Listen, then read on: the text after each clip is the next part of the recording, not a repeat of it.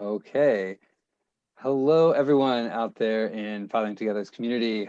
Welcome to a beautiful, at least here in Chicago, a beautiful Labor Day Monday. We are coming at you with our second panel in a series where we are bringing women leaders together to talk about how their relationship with their fathers have influenced the professional, community-oriented leadership that they've incorporated into their adult lives. And so I'm really excited for this one. These are all good friends, dear friends of both Emily and I. And I'm going to turn things over to Emily in just a moment. But again, if you're not familiar with Fathering Together, we are a nonprofit organization that is focused on building a community of support for fathers to really change the narrative of what is fatherhood in our community and provide resources for all dads to thrive so that they can be active in the lives of their children. And these panels are just one avenue that we provide those resources through stories and through engagement of the skills and the relationships that dads need to cultivate in their journeys of fatherhood. So as the executive director, my name is Brian Anderson. I'll be watching with rapt attention with my daughters off camera, and I hope you all have a great experience as well. But I will turn things over to Emily. Thank you all. Great, thanks, Brian. Good evening, everyone. My name is Emily Williams. I am the Vice President of Fathering Together's Board of Directors. I'm a lifelong social justice activist. I have a background in gender equality and racial justice.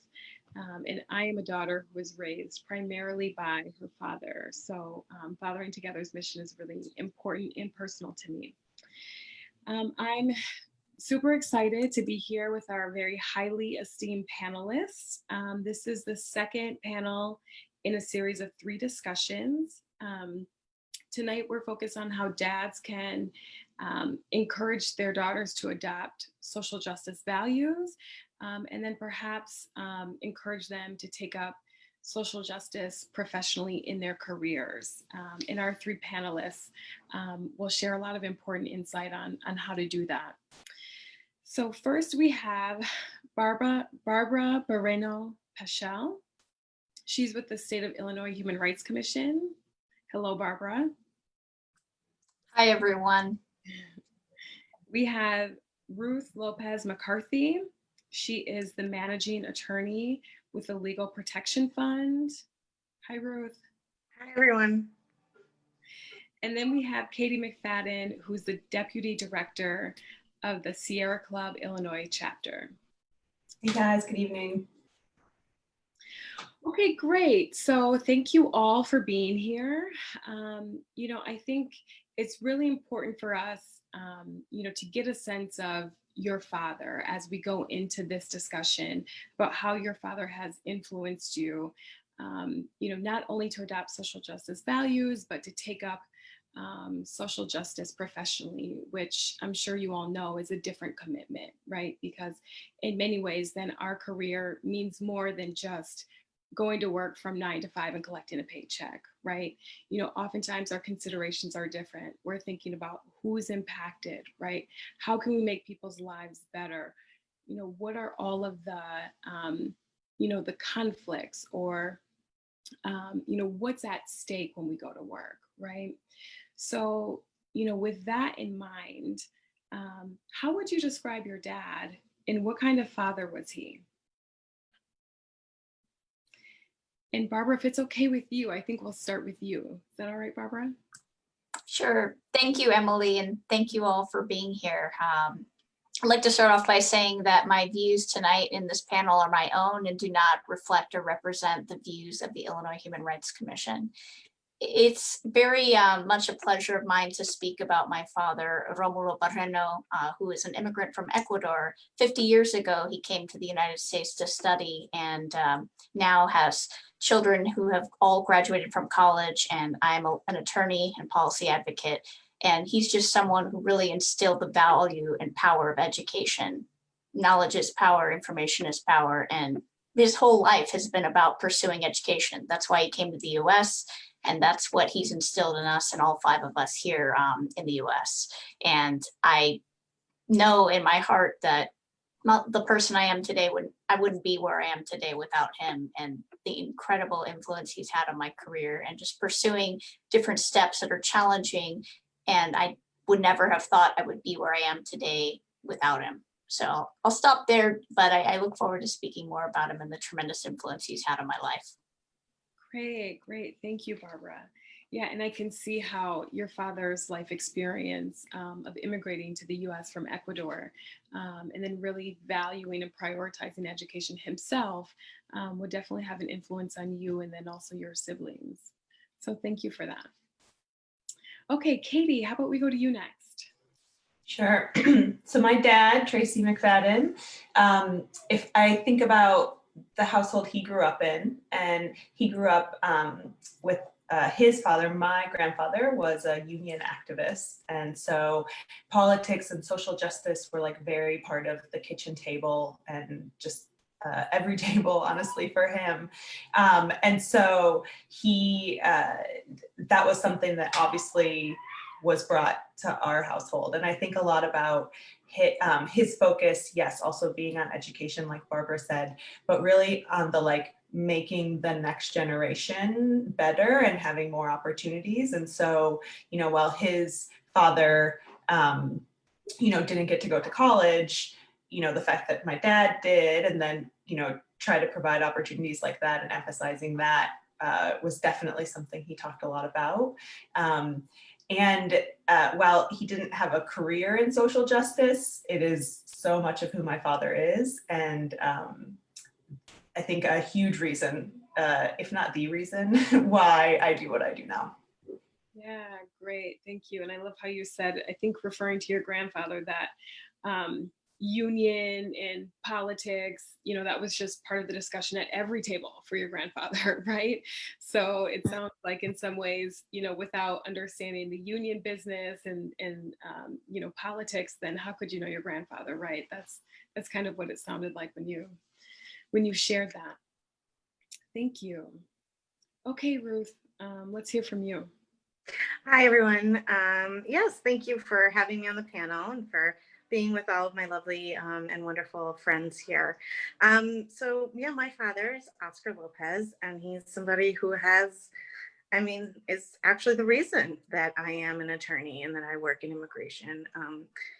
Both of my parents actually, but my dad really, being an immigrant, he came to this country when he was around 17 from Peru, and came seeking a better life, more education. My father as well, has always instilled education from the beginning as the way of kind of moving up.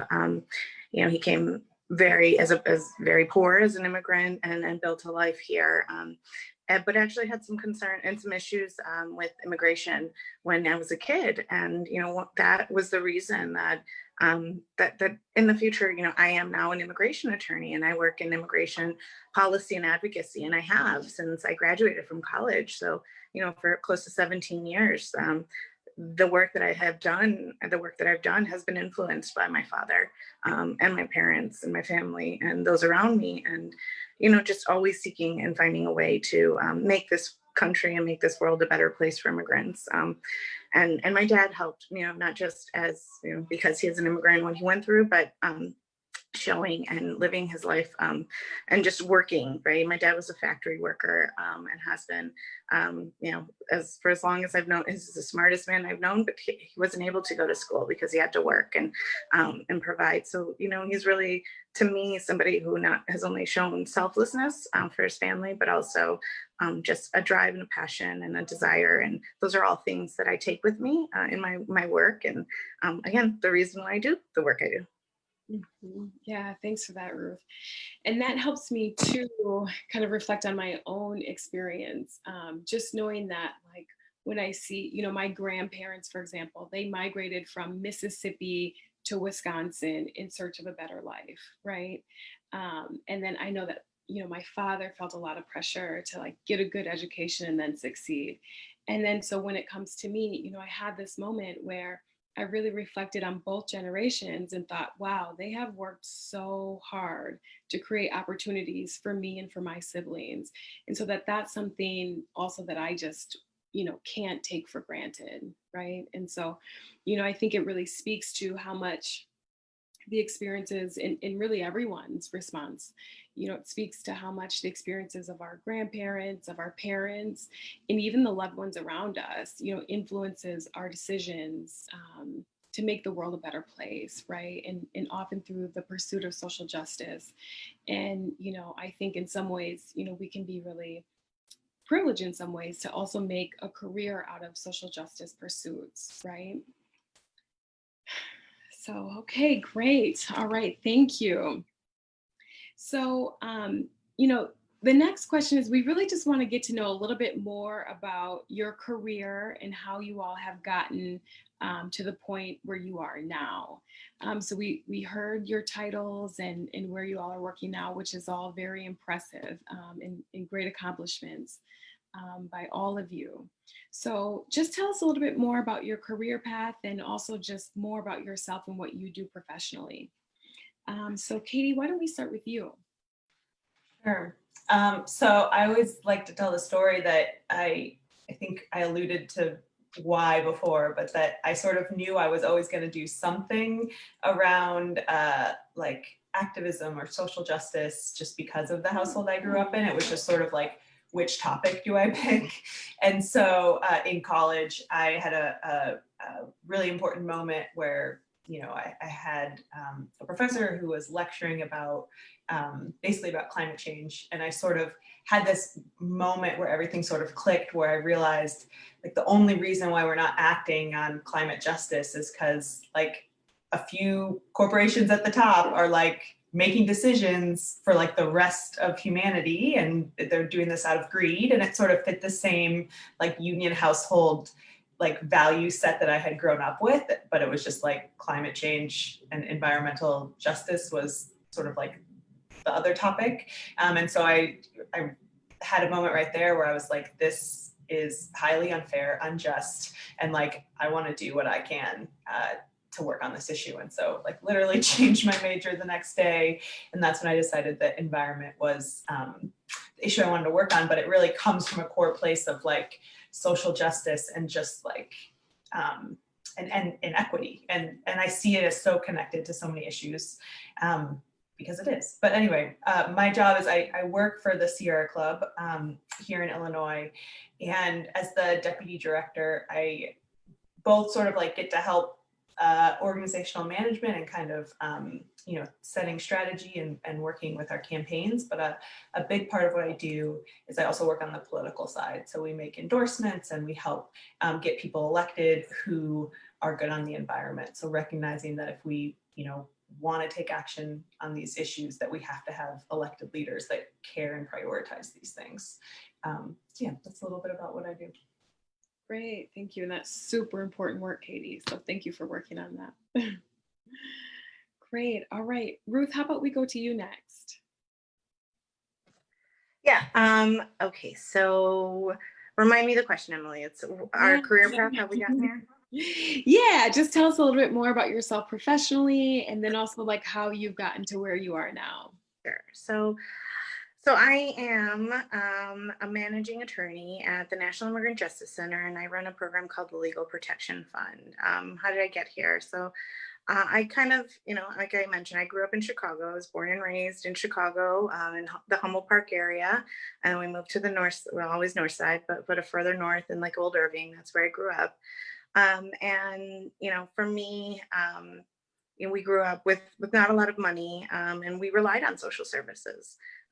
Those, you know, that was part of how I grew up and what we needed. And as, you know, I got older, I realized, you know, and learned about inequities and social justice and understood that, you know, the reasons that I was where I was right, you know, in my career and in my life was because I had a family who supported me, and I had resources that were provided to me as a child to get me to where I needed to be. So, you know, I kind of always looked at that and said, you know, that's important and that needs to happen, and we need to continue. And I can't close the door behind me to other children and other, you know, families that need that help and need that support.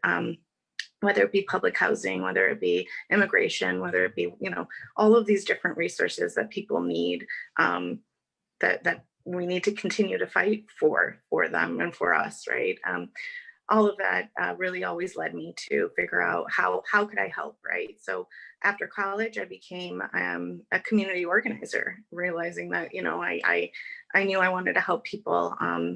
That led me into immigration organizing, which then also, you know, led me to this realization of a privilege that I didn't even realize I had, you know, because when I was a child, my father was almost deported, but he wasn't, because the laws are different, right? The laws were different in the 80s than they are today. And that just struck me as such inequity, that, you know, I'm the person I am because of my father, and that he wasn't here, you know, that people could change laws and that things could happen so arbitrarily that, you know, would ruin people's lives. And so for me, it became important to figure out a way to give back. And becoming an attorney, because I am bilingual, you know, speak Spanish and English, I knew and I felt that it was very important for me to move on this issue, right? So I knew going into law school, I didn't know what and I didn't know how, but I knew that in the future I would be working towards advancing, you know, immigrant issues and poverty issues, because I needed to, because it has to happen and people have to do it, and it happened and people did it for me. So it's important for me to continue that. Yeah, and thank you for that work. That work is really important, and I think we've seen, you know, we've been confronted with how important that work is around immigration, around anti-poverty work, right? Especially in the last couple of years. So thank you for that work, also, Ruth. And you know, just you know, as you're talking to it, you know, it just reminds me of that spirit of giving back, which is so central to, you know, social justice activism, right? Like this notion that like we have to do what we can to make things better or more livable for people who struggle or just for everyday people, right? So thank you for that. Okay, Barbara, let's hear from you. I have a background in law and policy, and my dad really is the reason I took the legal path that I took, because I was humming along. I went to college and I was really interested in a career in the law, going back to middle school and just learning about different leaders and seeing that how they use the law to make social change happen. And when I was a senior in college, I was doing a lot of things, really involved, and it didn't turn out the way I thought when I applied to law school. I only had one school to choose from, and I decided I didn't want to go to that school. So who was it who told me I could do it? My dad. He said, look, retake the exam, apply again, let's see what happens. And so I was thinking I would go straight to law school out of undergrad, but instead I went home, I taught SAT classes, I tutored students, I did what I could, living at home, applying to law school. And with his support, my mom's support, my whole family's support, I was able to go. And the year I went to law school was the start of the Great Recession.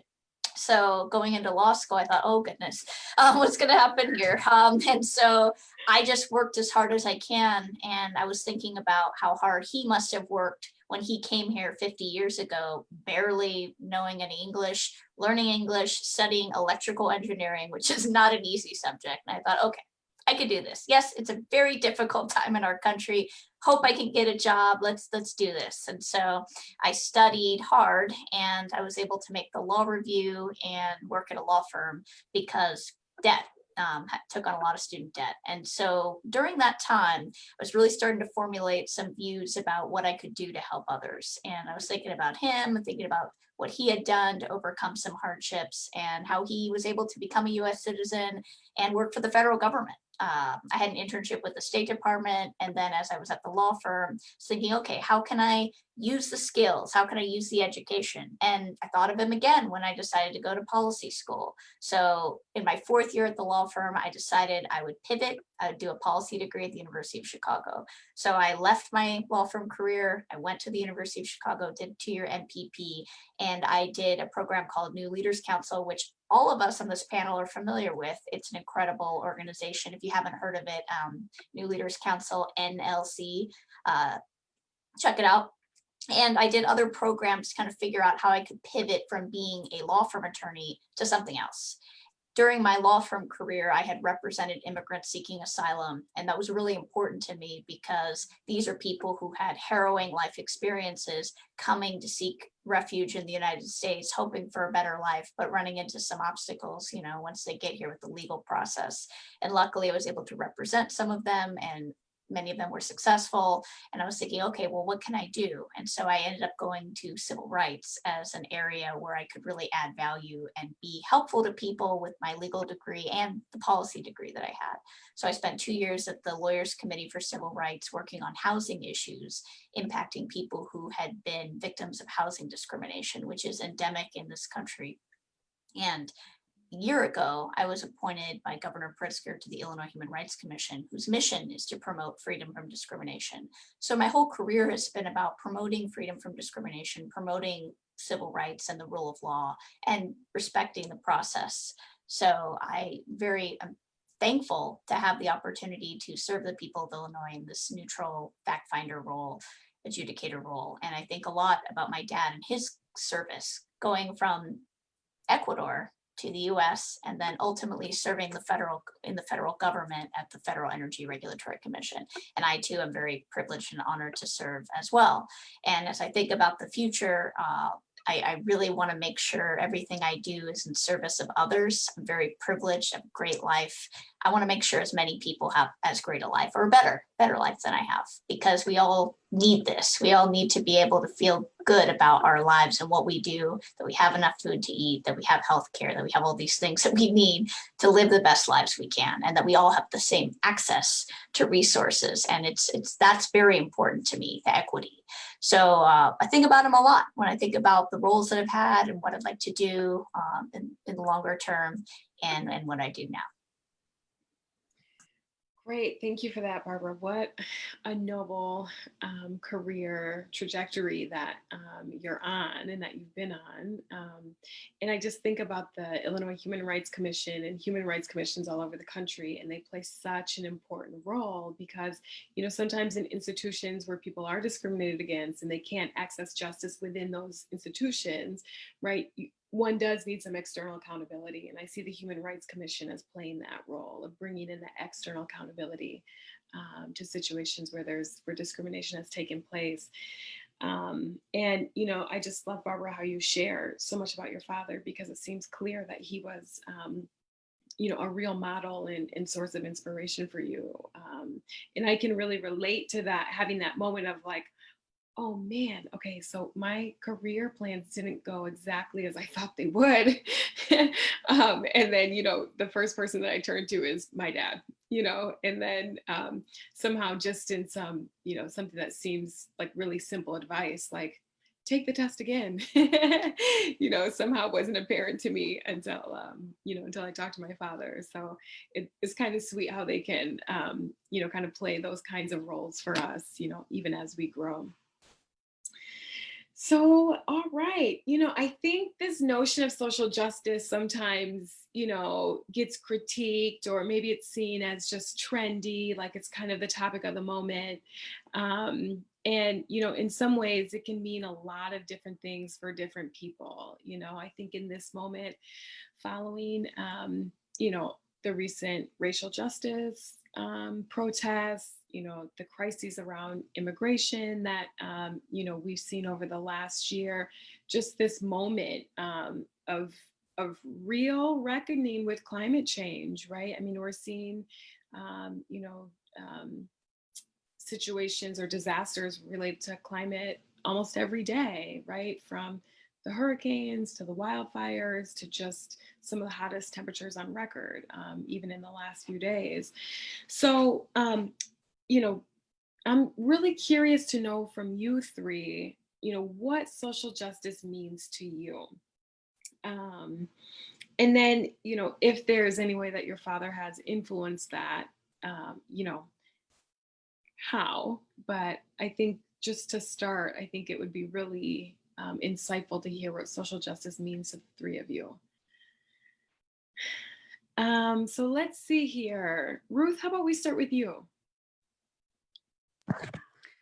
Sure. So I think this is all for me, right? And in my view of what social justice means to me, and it was always about. So I went to a Jesuit high school, and the Jesuits are a sect of Catholicism that are known for education and for their doing and their giving of others, right? And our motto was men and women for others.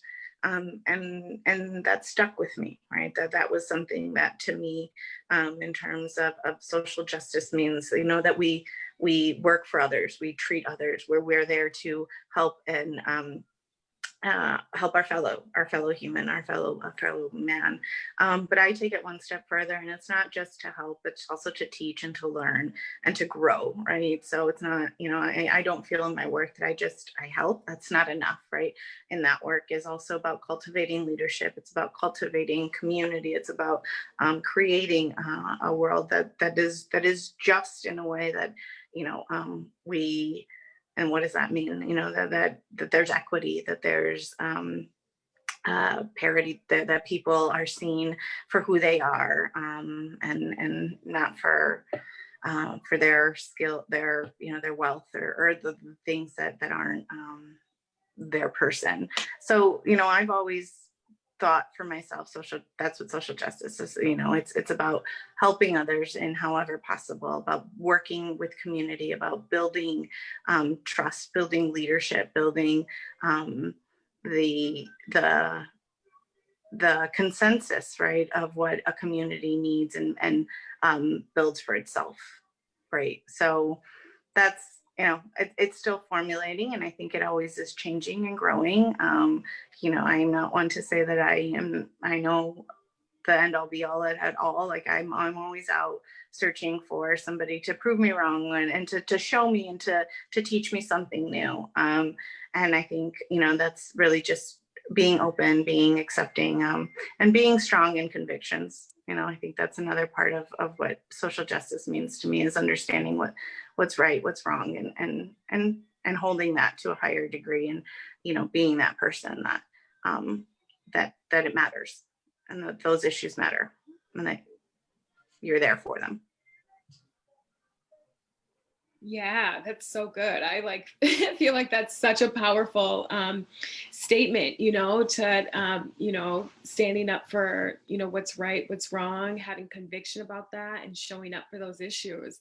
I think that that's so important. And, I can imagine that a lot of dads want their daughters to feel that kind of strength and conviction, right, about, their values, their morals, like their religion, right? You brought in the Jesuits, right? I'm sure that a lot of fathers want that for their children. And so maybe we'll come back to give you some time to think about that. But Ruth, like if you can think about if there was like a time or like a statement or something that your father really instilled that kind of value in you, like really encouraged you to stand up for, your morals, to show up. So I'll just give you some time to think about that, because I think that could be really helpful for dads and instructive. Okay, so Katie, let's go to you. What does social justice mean to you? Sure. So I definitely think my dad had a big influence in this in me, and he was an airline pilot. And so he was always flying all across the country. And one thing that he did from even a very young age is he would always bring me like cut out newspaper articles, and from different newspapers from across the country, because kind of whatever he found and was reading that day. And this ties back to social justice, because the idea was that the world is big and it is so critical that you are aware of what's going on. And a lot of the themes of the articles were definitely social justice themes, whether it was, a union thing, or maybe it was, anti-war, or some sort of theme where it was like, to him, it was so important that I knew the world was bigger than, the immediate world that I was in. And, especially like, I'll name, I grew up I had a pretty privileged upbringing. I've always had what I needed. And, but it was so critical for him to know that was like not the reality. And for me to know that there was an expectation that I kept up on what was going on in the world, and that then I could like have a discussion with him about the article that he brought home for me. You know, like it wasn't just a here you go, it was like a now let's talk about it. And that continued like even in like when I was in college, I would get envelopes full, like stuffed with like ripped out newspaper articles and like usually no note, just like some articles I should read. So I think like that's a really big part of it. And then I also, something that I want to say, especially as someone who's gone into this as a career and also, you know, like Ruth, I am also a community organizer. And so that's sort of how I look at everything. But a big part of moving people into action, to actually take action on their values, is them recognizing that they can actually make a difference in the world. So, you know, you could imagine where there's a world where I read all those newspaper articles and my whole life I'm just like, oh, geez, everything's horrible. You know, there's so many fights happening in the world, but a huge piece of my dad was not just like, you need to know what's going on in the world, but it was like you can do something about it. And so I think moving people to like recognizing that they can make a difference in the world is a huge piece of it. And that is absolutely what my dad instilled in me. And so, you know, whether it was when I was like really young, I really wanted to be a reporter. And so like I was literally in first grade and my dad was like, for spring break, we're going to go to New York City and you're going to go see the Today Show being taped. And so it's like, you can't start too young in like recognizing in your daughters that like, okay, they want to do a thing. Let's go. Look, I'm going to help you on this path, even if you're like 6 or 7 years old. So, you know, recognizing not only, you know, sort of that it's critical to understand the reality and inequity that is the world, but recognizing that you can play a piece in that. And that's that's not a small thing. Like, as you know, we are all have careers in this, you know, careers in this are hard. They're not, they're not a ton of jobs in this field, and they're not always the most well paid or best benefits or whatever. And so recognizing that and still encouraging your daughter to take those steps and choose that life, and being supportive of choosing that life, I think is really important, because I think it's rare, you know, that people would say, oh yeah, go ahead, go be a climate activist with your life. But, you know, knowing that, you know, I couldn't have been happy in a job where I wasn't living my values every day, but having that support obviously means the world. So I'll stop there. Yeah, great. Thank you for sharing that, Katie.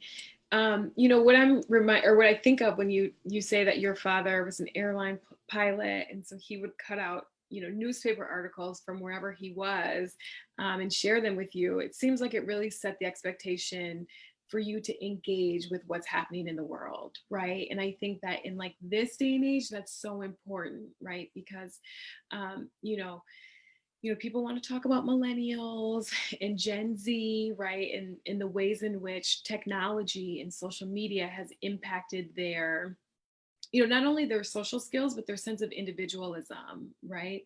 So this notion that, okay, even if you think this problem doesn't impact you, there's still an expectation to engage, right? Even if this is happening, you know, 10,000 miles from where you live, let's engage with it, right? Like, how can we make that better? What might this mean for us? Do we see some similarities somewhere, right? And so, you know, it sounds like that expectation for you to engage was really normalized, you know, throughout your life. And I can see how that, you know, paired with, you know, probably prepared you also to deal with people who come from different backgrounds as you, who experience different problems, right? And I think that that's so important too, is that we can engage across difference, right? And, you know, that is like not only essential for, you know, social justice. I think it's also just good people skills, right? And will be helpful in any kind of career. But yeah, so that's great, Katie. And yes, more climate activists, right? So thank you for that. Okay, let's see, Barbara, let's go to you. What does social justice mean to you? My dad instilled many lessons and principles in me, and I'll share a couple that reflect the concepts of social justice. First, growing up, my dad said I could do anything I wanted to do. I didn't think of myself as in a very small percentage of people achieving at a high level until much later, because that wasn't part of the discussion. It wasn't, oh, Latinas are not well represented in the law, so you have to go and do that. It wasn't that at all. It's like, oh, you want to be a lawyer? That sounds great. Go for it. And it was only later that I realized, oh, wow, there really aren't that many Latinas in the law at all. That's my family in the background. So sorry about that.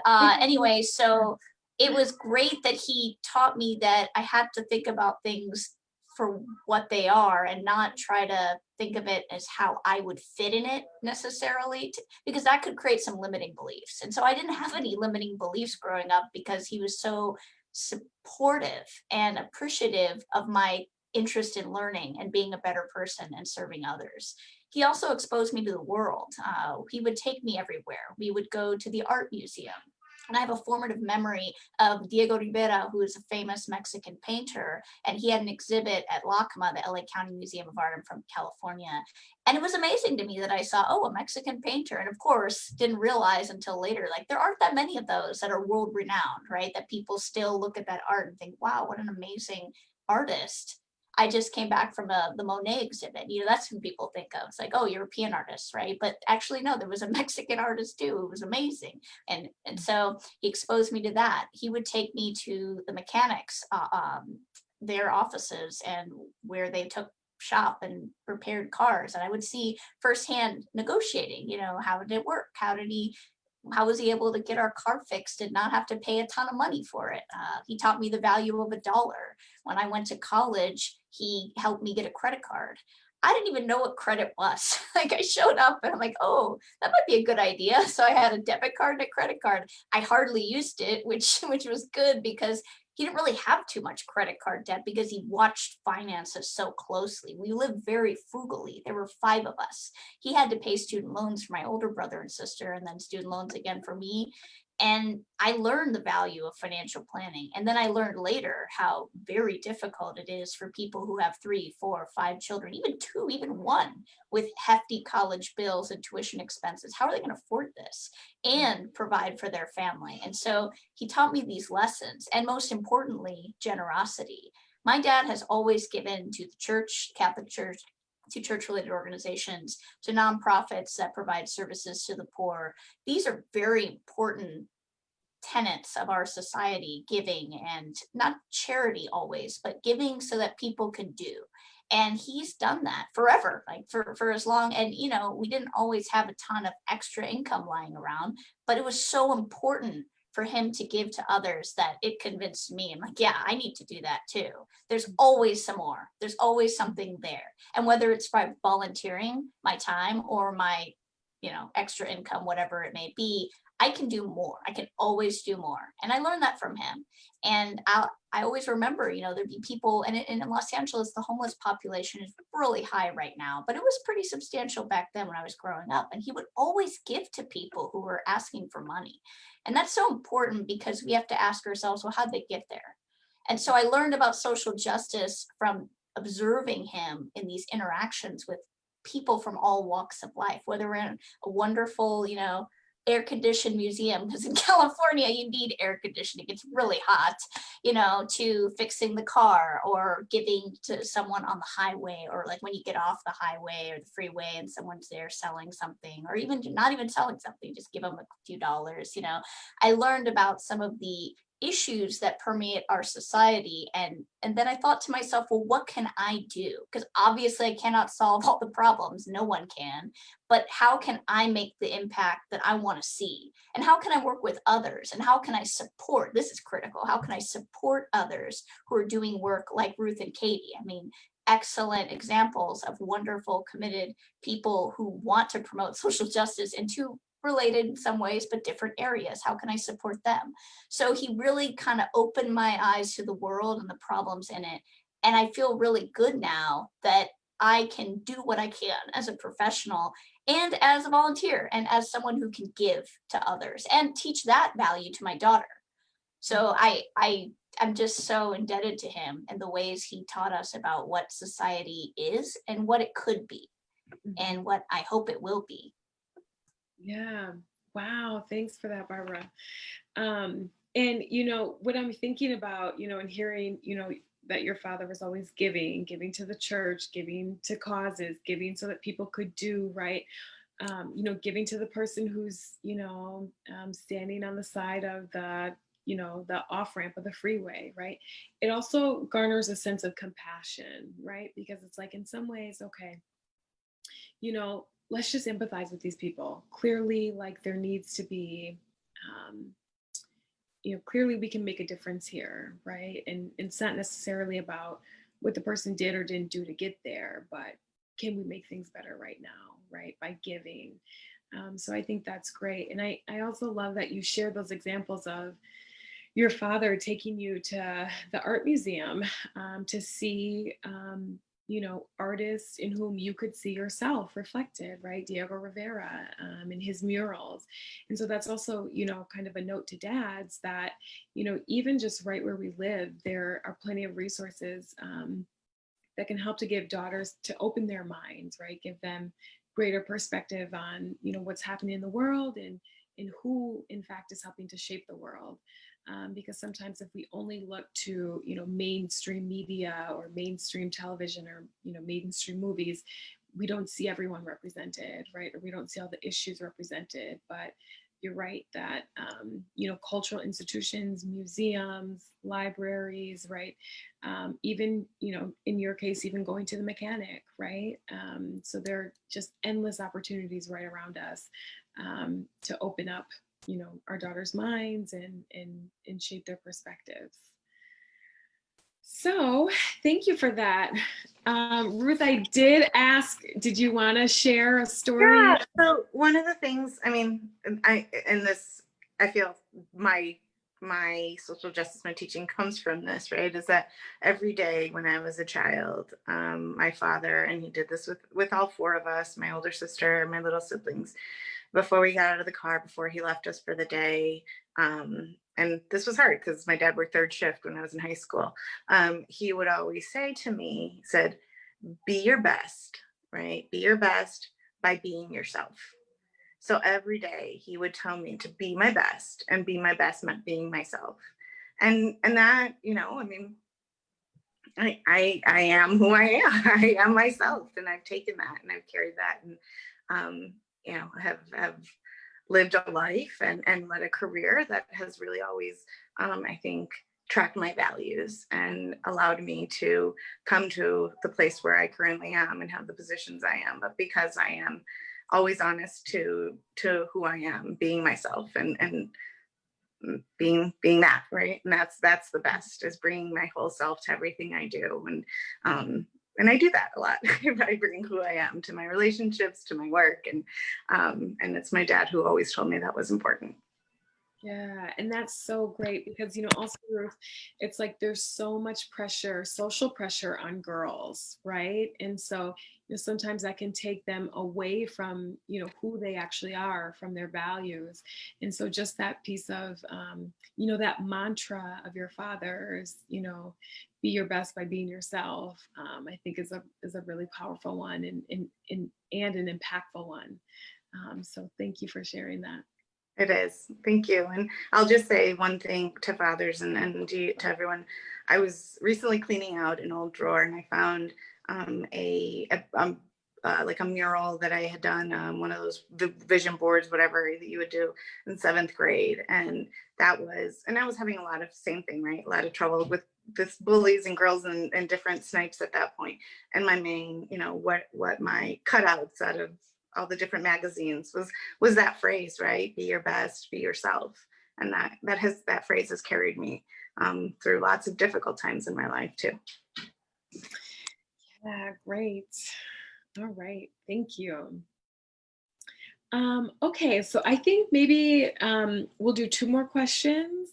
I think one is really important, and that is,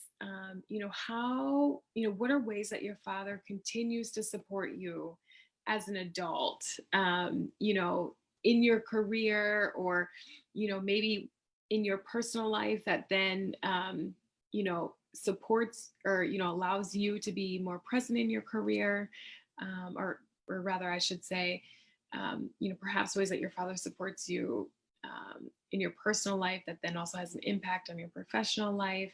But I think that that's really important because, you know, I can certainly say that even as an adult, my father's support is still really, really important to me.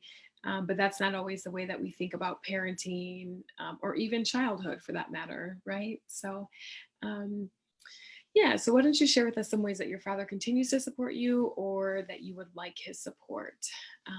And Katie, why don't we start with you? Sure. Um, so just a couple of follow-ups on things I mentioned before too, in that like, I think of, I'm at the Sierra Club now. One of the things that my dad did when I was younger to instill social justice was he got us like a joint membership to the Sierra Club and to the ACLU. Those are the two things. And it was like a little card with both of our names on it somehow. And so thinking about that as like now, working for the Sierra Club, he, again, with the like trying to create opportunities, I think that a lot of people touched on was like he helped be able to find a way for me to like visit DC one semester and like get an internship in DC to like see what that is like, because I was really interested in politics. And so again, this like, yes, you can make a difference, and also like, let's find ways to open doors and like find a way to do the thing that is your dream.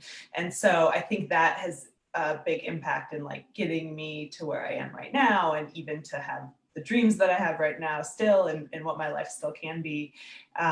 And so, yeah, right now, like my dad is still like often my first call on so many things, like not only like if my car's not working or if like I need to like retile my bathroom, but also, like making big life decisions. I think that he's still someone that, as Barbara mentioned, you can call, and like almost like having his blessing still means a lot, even though I'm like 32 years old and like have a child and a house, and that bond is still there, if that makes sense. And how is he supporting me now? I mean, especially in this moment because of COVID. I mean, we're spending a lot of time with both sets of our family. And in fact, last week I spent the entire week with my parents, and my dad took a shift every single day watching my son for a couple hours so that I could literally go to work. And so I think this moment that we're in has created new needs for so many people, and us relying on each other in new ways, especially family. And he's there and is like, I knew of course he was going to say yes, I can help you with childcare if that's the thing that you need right now. It's not even a question, and that, I mean, that is a need. I don't know what I'd be doing right now without that. Yeah, great. Wow, that's excellent. Yeah, and I thank you for also sharing that story about how your father got joint memberships, to the organizations, to Sierra Club, ACLU, and then also helping you find that internship in DC, right? And so oftentimes we need that kind of guidance as daughters, right? We might know that we have an interest, and then we need that guidance oftentimes from our parents or from someone about what next steps to take. And I just love to hear about your father taking care of your son while you're working, right? That not only sounds like good grandpa and grandson time, it also sounds like really important contribution to your professional success in this moment. Yeah, so great. All right, thank you. Okay, and let's see, Barbara, let's go to you. There are a couple ways in which my father continues to support me now that also, like Katie, I'm an adult with a daughter and, on my own here in Chicago with my husband, been here 9 years. 10 years ago, he was diagnosed with a terminal illness. And 6 years ago, very fortunate to have a lung transplant. So he is alive. He is immunocompromised. And so this time is very scary for us. One thing he's done, though, to support me is just emphasizing the importance of health and self-care, which I will tell you, growing up, I didn't think it would be my dad who would be promoting self-care because he's always like, go, you got to do it, But the point is, well, you also have to slow down and prioritize your health because you never know. Maybe you will get, he didn't say this, but maybe you will get diagnosed with a terminal illness. We don't know. And so we have to do what we can to stay healthy and live a healthy lifestyle. And that's my own personal opinion. And I've really taken it to heart, especially this year during the pandemic. I've really worked hard to change what I eat, to exercise more, to lose weight. I mean, all these things that I talk about doing, but yeah, kind of let slip because other things take precedence. No, that is important. And so seeing his struggle in those last years and being able to survive, but on a very strict regimen now with diet and medication, and all these things are keeping him alive. Every day is a gift. So he supports me by reminding me of the importance of our own health and to provide for our family. He reminds me often too, because I want to do so many things. We all do if we want to serve others and help, but I can't do it all. And he's reminded me that, well, you do have a family. So it's really important to be supportive of them and your daughter, right? My daughter. So he's helpful in reminding me that. Kind of helps bring me down a notch because it's too hard sometimes to think you have to do this, all this work and help all these people and do all these things. But if you don't take care of yourself, you're not going to be able to help anybody. So those two things have been very important for me and how he continues to help me. He subscribed to a couple of magazines for me to learn about financial planning and preparing for the future because I hope to live a long life, but I want to make sure my family's prepared. And so having retirement income, having life insurance, these things that I never thought about as a kid, but are really important to longevity beyond my lifetime. So he's really taught me about that and leaving a legacy. These things are very important for our families and future generations. So all those things have helped me a lot and it keeps me grounded in times like these. Great. Thank you for sharing that. And Barbara, I just wonder, I could imagine that it's a little bit easier to prioritize self-care when the advice is coming from your dad, right? Yeah, I could definitely see that. Okay, great. Okay, so Ruth, you're next. Yeah, so I was actually just looking outside the window because my father is taking care of my 2-year-old. So that's how, both the way Katie and, Barbara have mentioned their fathers help them. I think my father, the reason that I am where I am and I can do what I can do is because of my parents' support, right? When I graduated from college and took a job as a community organizer, making less than I made as a server, they told me I could move into the basement. And, they always had a home for me wherever I lived when I was in law school. And, I needed a place. I moved back home. When I was an adult and I had two children and we moved back to Chicago, they let us, live in their upstairs apartment, rent free till we could get on our, not rent free, a little bit, but till we could get on our feet. And, and today he, I have a 9-year-old, a 7-year-old, and a 2-year-old, all boys. And my dad and my parents, and our the grandparents are their caretakers. They watch them. They're there with them. My father has been the primary, childcare provider for my 2-year-old son since he was born. He's retired and he's become a full-time grandpa, and he loves it. And seeing the bond that they have together is wonderful. And the amount of security it gives me to know that my child is being taken care of by his grandfather and the bond that is just adorable, and it makes me be able to do my work a little better. But my dad also, I'm his child, and he's always looking out for me, even at 40. He tells me, when he thinks that things are too much or this work can be a lot, right? And it's hard for me to step back. But like you said, Emily, when you hear your parents and your dad tell you, perhaps maybe you need a little bit of time to kind of recoup and get together. And, you shouldn't be taking these things so personally or have so much tied into them. He's there to remind me, who I am and how to also center myself when I might be a little too erratic in my thinking or everywhere, right? As can happen sometimes in this work, things get very overwhelming as we feel and see them, and we need those reminders from the people we love. So my dad serves as a great equalizer sometimes for me in that way, and also just being a childcare provider. I can't do this work with 3 children without help, and he's there for it. Right. And then also, I just think that that's such a special bond for your son and also Katie's son, to get to be with their grandpa so often, right? Like that's a priceless bond too. And I can totally relate, Ruth. It's like when my dad, it's like 7:30 p.m. My dad's like, "Are you still working?"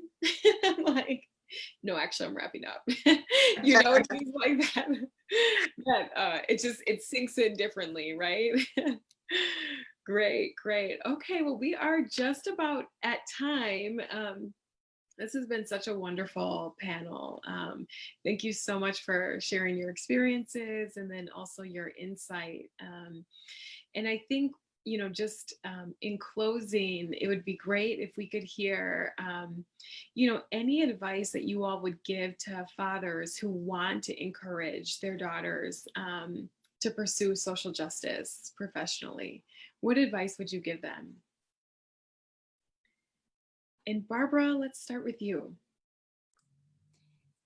Help make sure they get exposed to as many different kinds of people and places and things as possible, whether it's in person or online. I mean, I'm amazed today with the content that is available. I mean, you can learn about just about anything online. So definitely exposure to different cultures, different attitudes, beliefs, and kind of to steal a page from Katie's dad's playbook, like the news. I mean, see what's going on in different jurisdictions or areas, not just your own city or state or local news source, but all over the world, to get a perspective that's not your own, and to teach your daughter that, hey, there's a huge world out there, and can encourage her to pursue what she wants to do to make it better. Great. Thank you for that. Okay, Ruth, let's go to you next.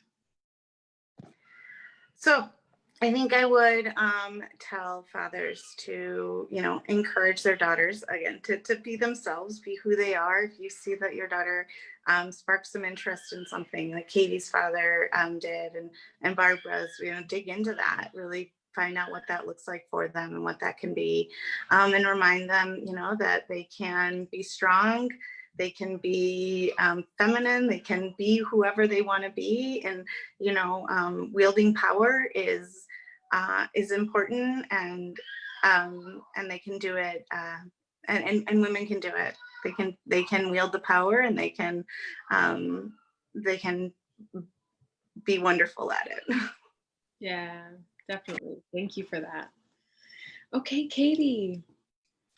Yeah, I agree with what's said, and obviously gave a number of examples of this, especially as women, like to have a male figure in your life from an early age, not only be able to, tell you can do it, but also provide you those opportunities. I mean, that just yields a lot of down the road. I think that helps. That's why we're all such confident women, right? It's like, because we had those messages. And, but I also want to say one other thing that hasn't really been touched on, and that is just like the power of modeling. So like, yes, my dad was sort of proactively doing things, but there's a lot of power in the things that you don't necessarily say, but instead kids observe. And so like, my dad is like the hardest worker that I know. Like, he works so hard, and I know that I got that from him, but not necessarily because he talked about it, but because you could observe him following through with a thing, or never giving up on a task, or, living social justice values, yourself, and seeing him do that, and not just telling me to do it, but seeing that modeled. And another thing I think about is like, my dad just doesn't ever really take no for an answer. Like, he will always find a way, he will always find a solution. Like, he doesn't get easily deterred. And I think that's another thing where I don't know that he's ever explicitly said that, but like, I've viewed it and lived it. And so just the impact of modeling, the things, kids are always watching and seeing how you're behaving, and seeing how they're in line or not with what you're saying. And so I would really think about that as well, and just how you're living your life, and that's a really good way to share your values as well. Great, fabulous. All right, thank you so much. So we will end on that note. Thank you to all of you. Just really excellent insights, and such a privilege and a pleasure to hear from the three of you tonight. And thank you to everyone who tuned in virtually. We appreciate it. And thank you so much. Thank you very much. Thanks, everyone. Thanks, Bye-bye. ladies. Thanks all. Okay. All right. I think we have to log off because it's still on Facebook, but okay. All right.